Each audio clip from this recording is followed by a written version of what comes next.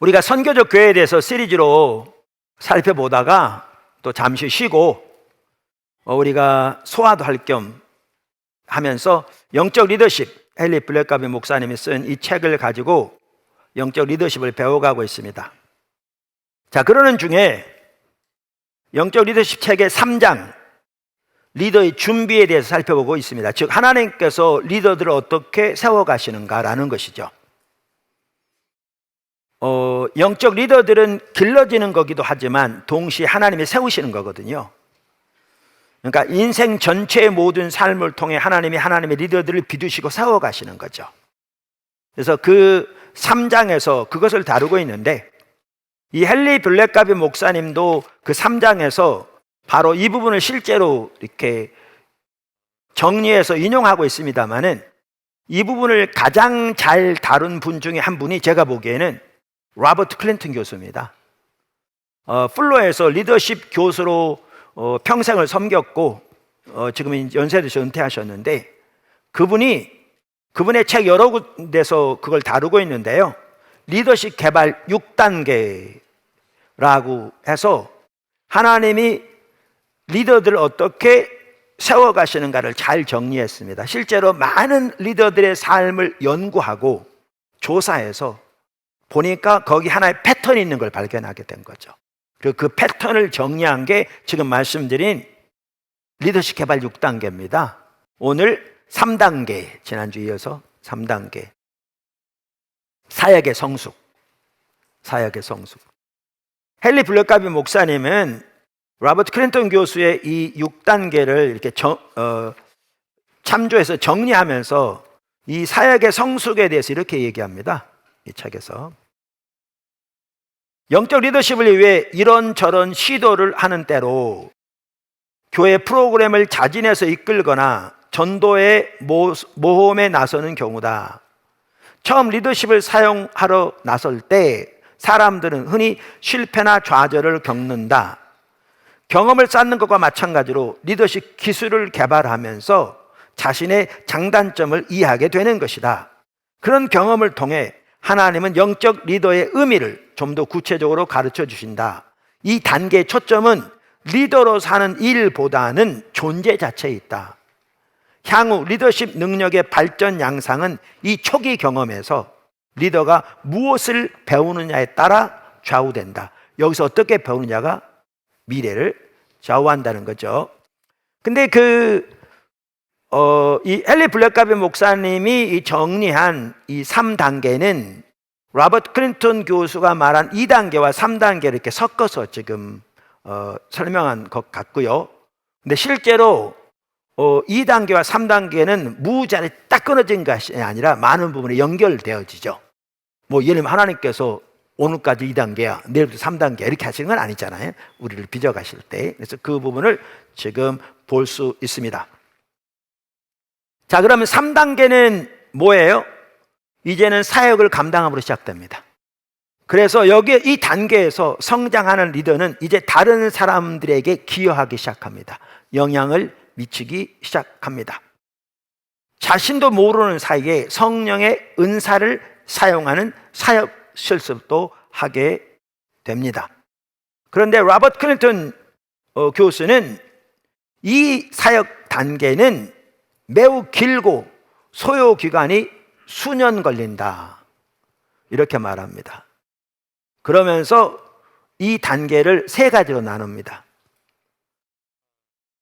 초기 사역 개발 단계, 중기 사역 개발 단계, 후기 사역 개발 단계, 이렇게 3단계로 나눕니다. 그러니까 받는 일에서 주는 일로 이제 점점 나가게 되는 거죠.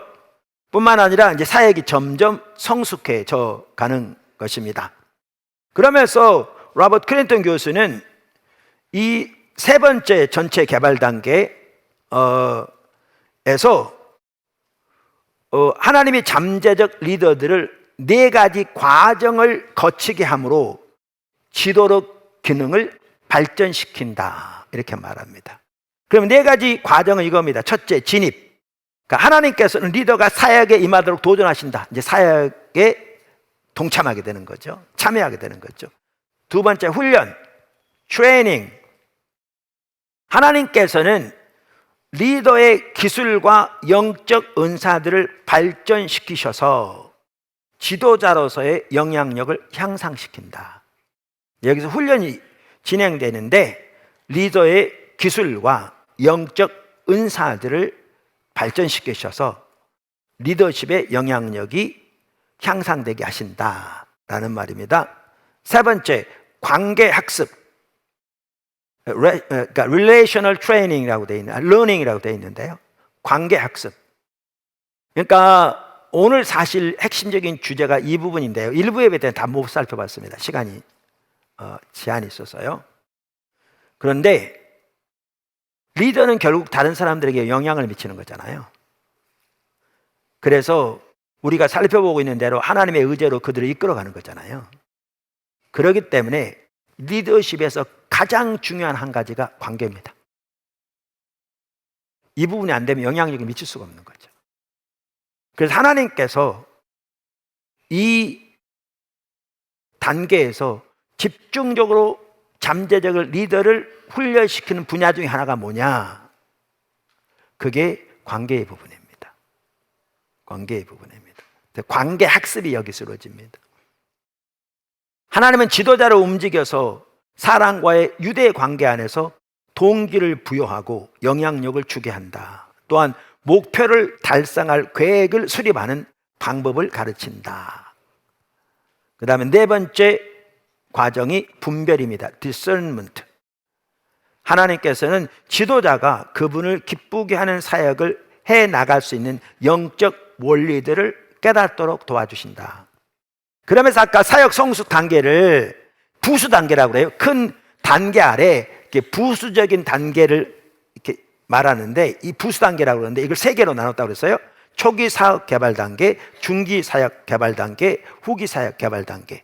그러면서 세 개로 나누면서 지금 말씀드린 과정을 이렇게 표현합니다. 도표를 보시면 쉬워요. 이렇게 표현합니다. 그러니까 여러분들이 이 도표를 늘 보시면서 이렇게 설교를 들으면 훨씬 좋을 거고요.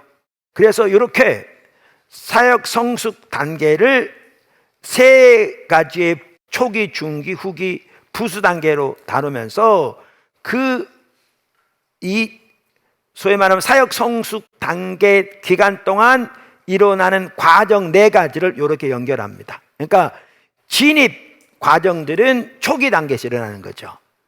그리고 여기가 훈련 과정, 관계 학습 과정, 분별 과정은 중기와 후기에 서로 같이 일어나는 겁니다. 같이 묶어져 있잖아요. 중기에 일어나고 후기에 일어나는 게 아니라 같이 일어나는 걸 서로 이렇게 왔다 갔다 하면서 또 양쪽에 다 일어날 수 있고, 그래서 이렇게 하나님이 세워가신다. 근데 로버트 클리턴 교수도 여기서도 아주 중요한 말을 해요. 그게 뭐냐 하면 심지어 이 사역 성숙 단계에서도 여기 보면 초기, 중기, 후기로 나눴잖아요. 근데 이 후기 끝부분을 내는 이제 사역이 확대되면서 많은 사람들에게 더 영향을 미치는 자리로 가지만, 그러나 전반적으로 이 전체는 그 사람을 통한 다른 사람에게 영향을 미치는 사역의 관점보다 잠재적인 리더의 내부적으로 그를 훈련시키는 데 초점이 있다고 말합니다. 이 단계에서도, 이 사역 성숙 단계에서도 잠재적인 리더를 내부적으로 훈련시키는 데 훨씬 더 큰 초점이 있다, 이렇게 말합니다. 그러면서 비록 사역에 많은 결실이 나타난다 해도 주안점은 아직 사역자의 영성을 위해 그 안에서 일하고 계시는 하나님이시며 그를 통하여 역사하시는 하나님은 아니라는 것이다. 이건 이제 후기에 가서 이제 나타나기 시작하지만, 하나님은 우리가 어떤 사람이 되느냐에 관심을 가지고 계십니다. 믿으십니까? 이게 핵심입니다. 그러나 대부분의 리더들은 이것을 깨닫지 못하고 좌절감에 빠지기도 한다. 그들은 생산성, 활동, 그리고 열매 등을 중심으로 자신의 사역을 평가한다. 무슨 말이냐면 이런 뜻이에요. 제가 그럼 먼저 제 얘기를 들을게요. 제가 이걸 또 보면서 그러면 나의 경우에는 이 사역 성숙 단계가 언제였지? 라고 돌아보니까요. 저의 경우에는 미국에서 공부한 7년, 그리고 중간중간 이제 주말에 교회 사역됐고요. 그리고 한국에 돌아와서 첫 번째 교회를 개척해서 섬긴 게 7년이었거든요. 그리고 포도나무 교회 초기 1년, 2년. 이 다 합해서 14년 내지 16년이 여기에 속해요, 저에. 여기. 근데 로버트 클린턴 교수님이 이 단계를 여러 책에 다루고 있는데 거기 보세요. 거의 비슷한 시기에 그게 걸려요. 14년, 15년, 16년 이렇게 사람들에게 걸려요. 근데 제 얘기가 그 얘기예요. 돌이켜보면 너무나 선명해. 제가 처음 교회 개척할 때 하나님은 저에 대해서 관심이 있었어요. 그때는 사역에 본격적으로 진입했을 때예요. 담임 목사로 섬길 때잖아요. 성도들을 인도할 때였다고요. 그럼에도 불구하고 하나님의 초점은 저를 통해 다른 사람을 하나님께로 인도하는 것이 없진 않았지만 포커스가 거기 있었던 게 아니라 저에게 있었어요. 근데 저는 이걸 모르고 어떤 면에서 이해를 해요. 지금 이 저자가 그대로 말한 것처럼 뭐라고요? 생산성, 활동, 그리고 열매 중심으로 자신의 사역을 평가한다. 그러니까 어떻게 된다고요? 이 저자가 정확히 말한 대로 대부분의 어린 리더들은 이것을 깨닫지 못하고 좌절감에 빠지기도 한다. 제가 그랬거든요. 그러면 하나님의 얼굴을 구하는 사람으로 돌이켜주시고 하나님의 비전이 또렷이 보여지니까 그때는 그 조급함이 내려졌긴 했지만 정확하게 그렇게 하셨더라고요. 그 다음에 여기서 참 언급하고 넘어가려고 하는 게 그겁니다. 아까 훈련 중에 세 번째가 뭐였죠? 적성개발. 아까 표시. 영적인 은사개발. 이 부분을 좀 포커스를 두죠. 우리가 일터 사역에서 이미 배운 것처럼 우리가 기존에 알고 있었던 것처럼 성령의 은사는 단순히 교회를 세우기 위한 것만 아니고 성경은 명확하게 말하고 있는데 사회에서 선교적 삶을 위해서도 성령 은사가 주어지거든요.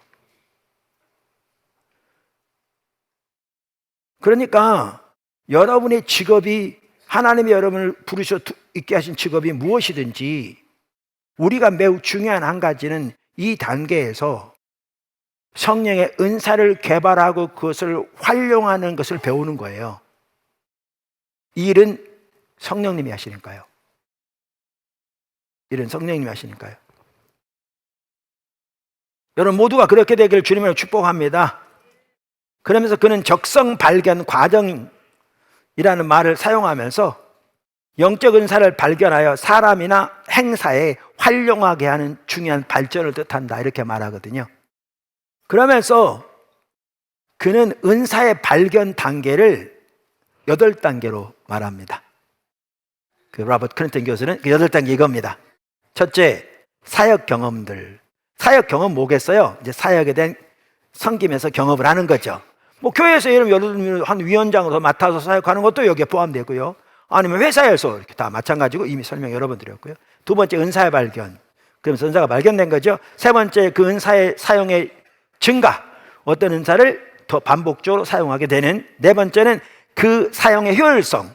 그렇게 하다 보니까 이제 은사가 더 효율적으로 나타나기 시작하는 것. 다섯 번째는 다른 은사의 발견. 여섯 번째는 복합 은사 발견. 일곱 번째는 은사군의 개발. 여덟 번째는 수렴 현상. 자, 간단히 설명하면 그는 이렇게 말합니다. 은사는 보통 소그룹 사역에서나 지도자가 과업을 새로 시작할 때 드러난다. 언제? 사역을 감당하기 시작할 때 거기서 나오는 거죠. 여러분 성령에 나오는 은사들만 하더라도 뭐 방언 그 외에 다른 은사를 보세요. 성경에 보면요, 방언의 은사만 자기 유익을 위한 거고요, 다른 모든 은사는 다른 사람들을 위한 겁니다. 그럼 은사만 하더라도요, 여러분이 그거 가지고 있다고 자랑하라고 주어진 게 아니고요, 사역을 위한 연장입니다. 그러면서 이렇게 말합니다. 대부분의 평신도들은 그것이 영적 은사인지 깨닫지 못하다가 그것을 사용하는 중에 은사임을 발견한다. 대부분의 지도자들이 3단계까지는 도달하지만, 영적 리더들이 3단계까지는 도달하지만 4단계까지 도달하는 사람은 소수다. 그러니까 여러분 소수 이상 되세요. 뭐냐 하면 사역 경험들, 은사의 발견, 그 은사 사용하는 것이 증가하는 거기까지는 많이 온다는 거예요. 근데 그 은사가 효율적으로 나타나기 시작하는 걸 경험하는 사람 많지 않다는 거예요. 여러분은 그 다음까지 계속 가세요. 리더는 하나님이 세우시지만 우리를 빚어가시는데, 우리가 하나님이 빚어가실 때 어떻게 하나님의 손에 붙들림 받아요? 하나님의 인도하심에 순종하는 날에 따라서 자라날 것이거든요. 리더십 역량은. 믿으십니까? 그러면서 이렇게 말합니다. 두 경우 모두, 그러니까 그 이후까지 가든지 거기까지만 가든지 은사가 외적으로 확인되지 않는다. 대개 은사를 사용하는 사역을 보고 직관적인 관찰을 통해 내적으로 이해하게 되는 것이다. 무슨 말이냐면 어떤 사람이 은사가 있는지 겉으로 드러나서 알 수 있는 게 아니라는 거예요. 여기가 너는 비즈니스 은사가 있어 라고 써 있는 게 아니라는 거죠. 그럼 어떻게 아느냐? 은사를 사용하면서 그것을 통해서 나타나는 열매를 보고 직관적으로 내적으로 알게 된다 그 말이죠. 그러면서 이렇게 말합니다. 전임 지도자들은 대개 5단계에 도달하며 거기서 다른 은사를 발견한다. 5단계 아까 뭐였죠? 다른 은사의 발견. 단순한 지역교회 지도자 위치를 넘어서서 지역이나 국가나 국제적인 영향을 미치는 지도자들은 6단계에 도달한다. 그러니까 리더십도 다양한 레벨이 있잖아요. 예를 목사만 하더라도 한 지역교회 목사인 경우도 있고, 그 지역이나 그 나라를 위해 쓰임받는 사람이 있고, 여러 나라를 위해 쓰임받는 사람이 있고, 다 다르잖아요. 근데 이렇게 한 지역교회를 넘어서서 때로는 국제적인 영향력까지 미치게 된 리더의 경우에는 6단계에 도달한다는 거예요. 아까 그 6단계가 뭐였죠? 복합은사 발견. 복합은사, 기프트 믹스는 지도자가 사역에서 지속적으로 보여주는 은사들을 말한다. 복합적으로. 그러면서 은사군, 기프트 클러스터. 은사군이란 말은 다른 은사들의 지원을 받아 강하게 나타나는 복합 은사를 말한다. 은사군 안에서 지원 은사들은 주 은사가 조화를 이루어 그 효과를 극대화시킨다. 이 말 이제 설명할게요. 리더십의 영향력이 큰 사람들의 경우에는 은사가 하나만 나타나는 게 아니라 그 말이에요. 복합적으로 나타난다는 거예요. 그런데 이렇게 복합적으로 나타날 때도 각자 흩어져 나타나는 게 아니라 이게 은사군처럼 이렇게 연합해서 나타나는데, 이때 주 은사가 있고 나머지 은사들은 그 주 은사를 옆에 도와서 보조 은사처럼, 그래서 주 은사가 큰 영향을 미치도록 그렇게 하나의 군집으로 나타난다. 그거를 은사군이라고 그럽니다. 은사군이라고 그럽니다. 그러면서 이렇게 얘기합니다. 이렇게 얘기합니다. 복합은사 발견, 그다음에 은사군의 발견 그랬잖아요. 그러면서 가끔 그들은 7단계인 은사군을 발전시키는 단계에까지 오르는데, 이때에는 역할이나 우선순위를 재조정해서 그들의 은사군이 보다 효과적으로 사용되도록 해줘야 한다. 이 단계에서 수렴 단계는 모든 것이 종합해서 하나로 활동하는, 이게 convergence, 같이 이렇게 융합하는 단계를 말하잖아요. 융합이라고 표현하면 돼요. 융합 단계로 가게 되는데, 이 단계는 아주 생산적이고 만족스러운 사역식이다. 제가 알기로는요, 우리 중에 7단계에 이른 사람 많지 않아요. 제가 여러분 무시해서 안 해요. 무시했으면 죄송해요. 네. 근데 우리 중에 7단계에 이른 사람은 많잖아요. 제가 모르는 어떤 분이 있을 수 있어요. 여러분의 직장에서 또 사업처에서 여러분이 처해 있는 뭐 공공기관에서 있을 수 있는데 제가 모르니까 제가 알기로는 많지 않아요. 근데 제가 왜 이 얘기를 하냐 하면 지금 아니라도 우리 특별히 젊은이들 같은 경우에 어른도 마찬가지고 잘 기억해 두시면 좋겠어요. 이 저자가 한 얘기가 그 얘기예요. 복합은사들이 나타나고 은사굴이 나타나서 이렇게 일할 때 이때 중요한 게 뭐라고 지금 표현하고 있냐면 역할이나 우선순위를 재조정해야 한다는 거예요. 다양한 은사들이 함께 하기 때문에 그 다양한 은사들을 쫓아가도 하나님 일하세요. 근데 이렇게 되면 어떻게 되겠어요? 분산되는 거죠. 그래서 주은사가 있고 보조은사들이 있다고 말했잖아요. 이런 것처럼 역할이나 우선순위에서 이렇게 주된 은사가 적극적으로 나타나도록 조정을 해야, 그래야 그 은사들이 보다도 효과적으로 사용될 수 있을 것이다. 그 얘기입니다. 이 지금 저자의 얘기는. 지금 당장 여기에 해당하는 분은 많지 않을지 모르지만 여러분들 도움이 되도록 말씀을 드립니다. 그러면서 이 저자는 지나가면서 이런 얘기를 해요. 리더가 자기 가운데 주어져서 활동하고 있는 은사가 뭔지를 그 적성을 개발한 걸로 표현하게 되는데 아는 한 가지 방법에 대해서 이렇게 표현해요. 그게 뭐냐면 하나는 적성 접근이라고 표현해요. 영어로는 like attracts like 이렇게 돼 있어요. 제가 우리말로 하면 이게 뭐냐면 유유상종이에요. 유유상종. 이 영적으로 참 그렇거든요. 그러니까 부정적인 면에서도 이렇게 그대로 통해요. 제가 가끔 말씀드리잖아요. 여러분 주변에 교회에 대해서 막 부정적인 얘기는 하고 그냥 목회자나 꼭 나 아니라도 우리나라 전체 목회자나 뭐 아니면 주변 사람들 막 비방하고 이런 사람이 있으면요. 근데 한 사람만 아니고 여러 사람이 여러분 주위에 그런 사람이 있다 그러면 여러분 돌아보셔야 돼요. 왜 그런 줄 아세요? 여러분이 그런 사람이 모이는 거예요. 유유상종이에요. 영적으로 그래요. 그러니까 이제 이건 부정적인 면인데 이제 이분은 이제 긍정적인 면에서도 말해요. 그러면서 뭐라고 그러냐면 잠재적 지도자는 직관적으로 같은 영적 은사를 소유한 지도자에게 매력이 끌린대요. 그러니까 유유상종.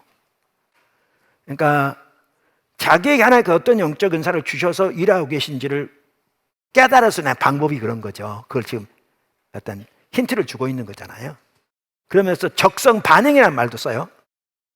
giftedness drift라고 영어로 되어 있는데 적성 반응은 잠재적 지도자는 아직 외적으로 알려지지 않았으나 자기의 영적 은사에 맞는 사역 도전과 과업에 직관적으로 반응을 보인답니다. 여러분 이거 아세요? 이제 전도도 전도의 은사 있잖아요. 성경에 보면 우리가 다 전도해야 돼요. 근데 전도 은사가 특별히 있는 사람이 있어요. 은사가 있으면 더 이렇게 효과가 나타나죠. 근데 전도도 다양한 은사가 있어요. 병들어서 이렇게 주님 앞에 꼭 가는데 얼마 안 남은 사람들을 위한 전도 열정 있는 사람도 있고 있거든요. 다양하잖아요. 어린이에 대한 전도도 있고 다양하잖아요. 근데 제가 보면 이렇더라고요. 똑같은 전도도요. 하나님이 자기에게 주어진 기름 부음을 따라서 그들에는 그거 보여요. 뭔 얘기냐면 전도 가도도요. 어린이들에게 전도에 대한 기름 부음 있는 사람 맨날 어린이만 보여요. 노인에게 있는 사람 뭐만 보여요? 노인만 보이고요. 그게 보이게 돼 있어요. 왜요? 이게 그 영적인 지금 말한 법칙인 거죠. 적성 반응. 그렇게 돼 있어요. 자, 그러면서 이제 지금 뭐를 살펴봤냐면 훈련 과정들을 살펴봤어요. 자, 그러면서 중기하고 후기에 있는 또 하나가 뭐라고요? 관계 학습 과정. 이게 정말 중요한 부분이거든요. 관계 학습 과정이 있습니다. 살펴보겠습니다. 그러니까 관계 학습 과정과 분별 단계 이 과정들을 통해서 나타나는 문제들은 그 핵심은 권위의 문제에 대한 거예요. 관계의 문제, 권위의 문제. 그래서 권위의 문제는 관계학습 단계에서 나타나고요. 나머지 영적 싸움, 정체, 장애, 사역 철학 등 나머지 문제들은 이제 분별 단계에서 나타난다. 이렇게 저자가 말합니다. 그래서 리더들에게 핵심은 관계 학습입니다. 그리고 여기에서 중요한 것은 권위의 문제가 올바로 세워져야 합니다. 뭐가요? 권위의 문제가 정말 중요합니다. 지도자란 특별한 사람들의 집단을 하나님께서 뜻하시는 방향으로 움직이도록 영향력을 행사하는 사람인 거죠. 이 저자는 그렇게 정의하죠. 헨리 블랙카 목사님은 하나님의 의지로 사람을 이끄는 것이다. 같은 내용이에요. 약간 차이 있을지 모르지만 이미 살펴봤어요. 따라서 지도자는, 리더는 사람들과 효율적인 관계를 맺는 법을 배워야 한다. 이 기본 개념은 관계학습 단계에서 배우게 되는데 주로 중기와 후기 사역 기간에 나타난다. 바로 이 기간에 이걸 배운다는 겁니다. 저요, 아까 나눴지만 정말 큰 대가를 지불하고 배웠습니다. 근데 이제 우리 아들들이나 손주들이나 여러분의 또 아들들, 포도나무께 자란 아이들을 보면 이런 부분들은 잘 빚어져 자라납니다. 어려서부터 올바로 자라나기 때문에. 그래서 포도나무교회 예를 들면 다음 목사만 하더라도 이런 부분에서 잘 무장되면 매우 귀하겠죠. 우리 같은 경우에는 박사학위만 있다고 포도나무교회 담임 목사가 될 수 있는 건 아니거든요. 왜냐하면 하나님의 비전을 따라 교회가 세워져 가고 있기 때문에 무엇보다 하나님의 비전을 보고 그 비전에 헌신될 뿐만 아니라 그 비전에 대한 열매가 맺혀지는 사람이라야 이 일을 감당할 수 있을 거거든요. 저는 이렇게 생각합니다. 그러니까 근데 아까 제가 관계 얘기했는데 누가 그래서 그 관계마저도 잘 할 수 있는 사람이 온다면 저는 포도나무께 꽃을 피울 거라고 생각합니다. 저는 포도나무께 꽃을 피울 단계는 아직 안 왔다고 믿는 사람이거든요.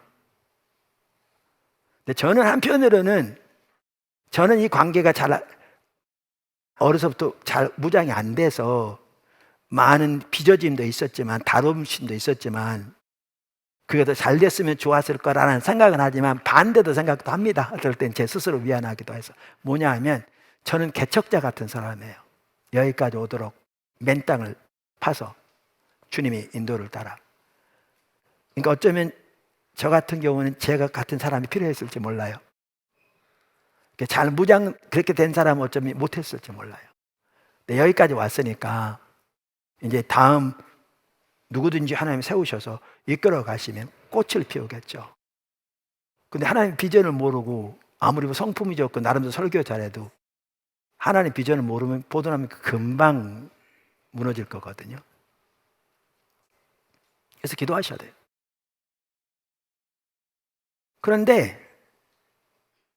그래서 여기에서 하나님이 집중적으로 다루신 것 중에 하나가 뭐냐 하면 관계입니다. 그러면서 이 저자는 관계 학습을 4가지 과정으로 나눠요. 첫째가 뭐냐 하면 이게 관계 문제 핵심이 권위라고 그랬잖아요. 권위 통찰입니다. Authority Insight.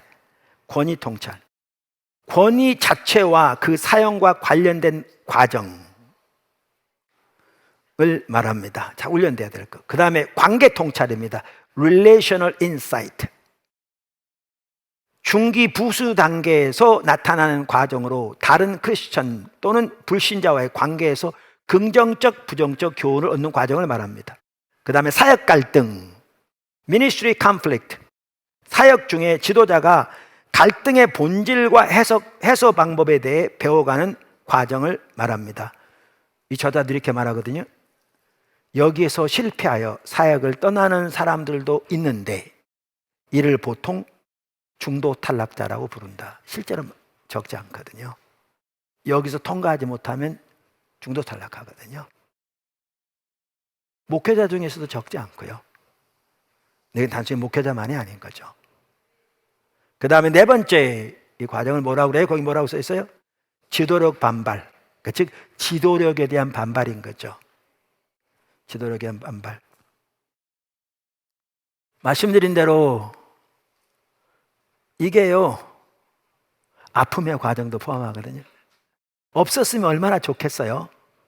근데 반드시 있습니다. 그리고 하나님이 그걸 통해 빚어가십니다. 그리고 우리가 리더 하나님이 세워가실 때 이 과정을 통해서 반드시 우리가 무장되어야 합니다. 할렐루야. 자, 그러면 하나씩 좀 살펴보죠. 간단하게. 권위 통찰. 권위 통찰. 그러니까 우리가 영적 리더로서 반드시 무장되어 세워져야 할 매우 중요한 요소 중에 하나는 뭐죠? 권위의 문제입니다. 믿으시죠? 이거 정말 중요합니다. 권위의 문제. 하나님은 권위를 매우 소중히 여기십니다. 하나님은 권위를 얼마나 소중히 여긴지를 뭐만 보면 아느냐면요, 예수님은 하나님과 동등된 분입니다. 성경에 써 있습니다. 삼위일체 하나님의 본체.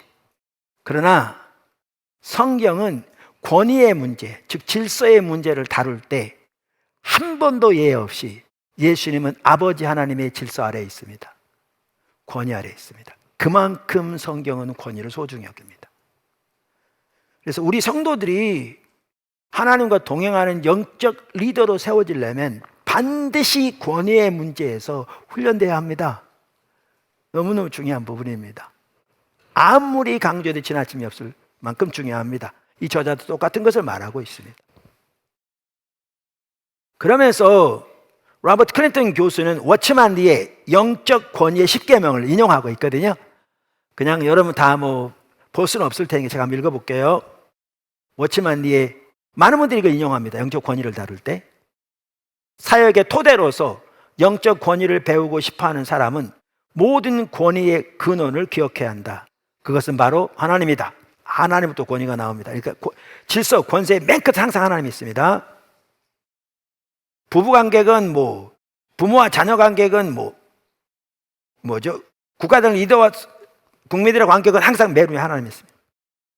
이 하나님께서 부여한 영적 권위는 사용하는 사람에게 속한 것이 아니다. 그 사람은 단지 통로일 뿐이다. 3. 하나님으로부터 권위를 받은 사람은 그 권위를 어떻게 행사하느냐에 대해 하나님 앞에서 책임이 있다.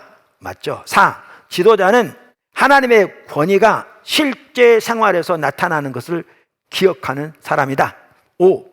권위를 순종한다는 것은 하나님께 순종한다는 뜻이지 권위가 전달되는 통로에 맹종한다는 뜻이 아니다. 6. 권위에 대항하는 것은 하나님께 순종하지 않는다는 뜻이다. 비록 인간에 가리워서 하나님의 권위가 순수하게 나타나지 않는다 해도 그 뜻은 마찬가지다. 하나님을 대적하는 거라 그 얘기입니다. 7.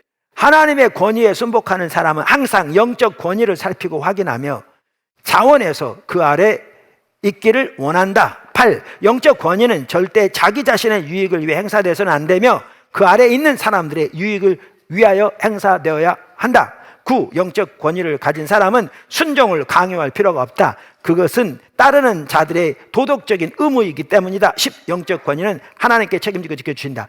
헨리 블랙가비 목사님은요,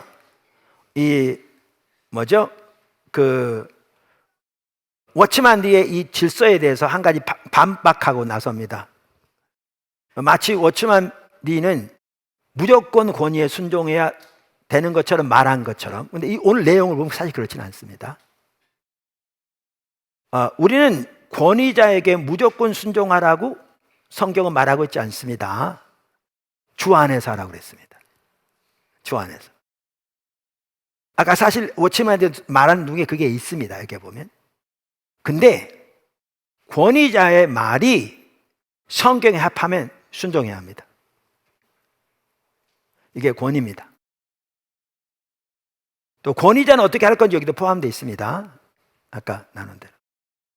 여러분 이거 아십니까? 엘리 제사장은요 타락해서 그 시대 심판이었습니다. 근데 사무엘은 그 엘리의 권위 아래 자라났습니다. 우리같이 자기 생각으로 엘리를 판단하고 후욕하고 비방한 자리에 있었다면 못 세워졌을 겁니다. 예수님이 이렇게 말씀하셨습니다.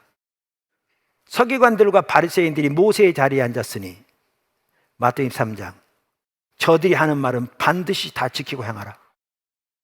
예수님도 자기 제자들에게까지 바리새인들이 가르치는 말이 성경에 합할 경우 반드시 지키라고 명령했습니다.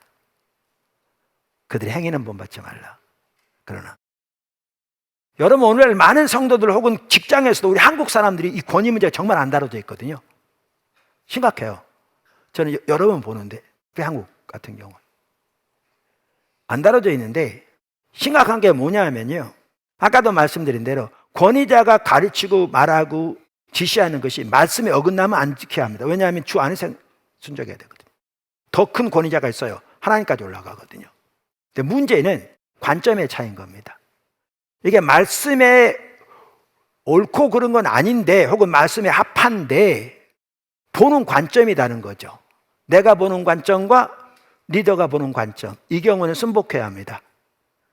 한국에 너무나 많은 질서 아래에 있는 사람들이 왜 권위에 순복하지 않느냐 하면요, 자기 관점을 고집하기 때문에 그렇습니다. 내가 보기에는, 내 생각에는. 그 말은 뭔지 아십니까? 자기가 리더라는 얘기입니다. 스스로 세운 권위를 대적하는 겁니다.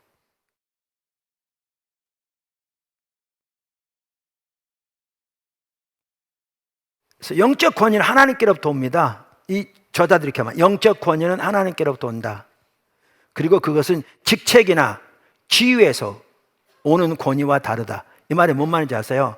제가 가끔 말씀드리잖아요. 진정한 영적 리더십을 배울 수 있는 가장 좋은 곳은 교회입니다. 왜냐하면요, 여러분 직장에서 여러분 사장님이에요. 직원에게 야 이리 와 이거 해. 그러면 싫어도 해줘. 여보 같은 마누라, 토끼 같은 새끼가 집에서 기다리고 있는데 밥에 입에 풀칠을 해야 되잖아요. 그러니까 해요. 근데 이 권위는 영적 권위는 아니에요. 지위에서 오는 권위예요. 근데 그 지위에서 오는 권위마저도 하나님을 따라 하나님 앞에 생활하고, 하나 더 큰 리더가 하나님이라고 인식하고, 그래서 주인들한테 말했잖아요. 하라고 성경은 말하고 있어요. 그런데 진정한 영적 권위는 하나님께로부터 와요. 그래서 중요한 게 뭐냐면 리더들이 먼저 영적 권위에 순복해야 됩니다. 지도자가 반발을 경험한다는 것은 다른 사람과 갈등을 통해 하나님께 더 깊이 순종하는 법을 배우는 길이다. 이 과정은 대개 하나님으로부터 인도함을 받아 사역에 응용하는 분별력이 포함된다. 저는 이렇게 말을 통한 사탄의 계획의 그 전쟁을 3번씩으로 나니까요, 사탄이 어떻게 역사하는 게 보이더라고요. 그 다음부터 올바로 대처하니까 그게 영향력을 미치지 못하는 거거든요. 그래서 그렇게 배워가는 겁니다. 갈등 해소에서도. 지도력에 대한 도전 8단계, 그럼 이렇게 표현합니다. 그냥 읽어볼게요. 도움이 될 것 같아서. 1. 지도자가 하나님부터 비전을 받는다. 모세로 생각하셔도 됩니다. 2. 추종자들이 이 비전에 대해 설득된다. 3. 집단이 주어진 방향을 움직인다. 4. 집단이 핍박, 어려움, 사탄으로부터 공격, 즉 영적 전쟁을 치르는 경우가 많다. 5. 이때 집단에서 반발이 일어난다. 6. 지도자는 이 반발에 충격을 받지만 하나님께 나아가서 재확인 과정을 밟는다. 7. 하나님께서는 자신을 드러내므로써 존재와 그 의도를 보이신다. 하나님께서 문제를 해결해 줄 것이라는 확신을 주신다. 8. 하나님께서는 그분을 따르는 지도자 또는 자신이 세운 지도자를 지지해 주신다. 하나님께서는 고난을 통한 여러 목적을 가지고 있다. 지도자가 어떤 행동에 대한 계획을 쉽게 수립한다면 그 계획과 성취에 대해 누가 최종적으로 책임을 져야 하는가를 기억해 두는 것이 필요하다. 하나님께서는 일반적으로 복잡한 과정을 사용하여 속사람의 성숙을 도모하신다. 지도력에 대한 반발은 지도자의 진정한 동기를 알아보는데 사용하는 진실성 시험의 한 방편이다. 시험이 없으면 룰루랄라 하겠죠. 그 시험을 통해 중심을 드러내시는 거죠. 근데 따르는 사람도 마찬가지입니다. 추종자들은 하나님을 지향하는 지도자에게 충성함으로써 영적 권위에 충성하는 것이 곧 하나님께 순종하는 힘을 깨달아야 한다. 그러면서 이렇게 말합니다. 충성심은 어려움이 오기 전에는 가려지지 않는다. 있는지 없는지 모른다는 거죠. 어려움이 올 때 지도자건 같이 가는 사람이건 따르는 사람이건 충성심이, 진실함이 검증되게 돼 있다. 주님 잘 따라갈 수 있게 바랍니다. 제가 오늘 나눈 부분들은요, 어떤 의도를 가지고 나눈 건 전혀 아니고요. 나눈 대로. 하나님이 우리 다음 세대를 우리를 세워가고 빚어가시는 과정. 근데 정확하게 그렇게 하고 계시더라고요. 그래서 오늘까지 왔고, 또 여러분의 삶 현장에서 그렇게 주님의 길을 잘 따라갈 수 있게 되기를 주님으로 축원합니다.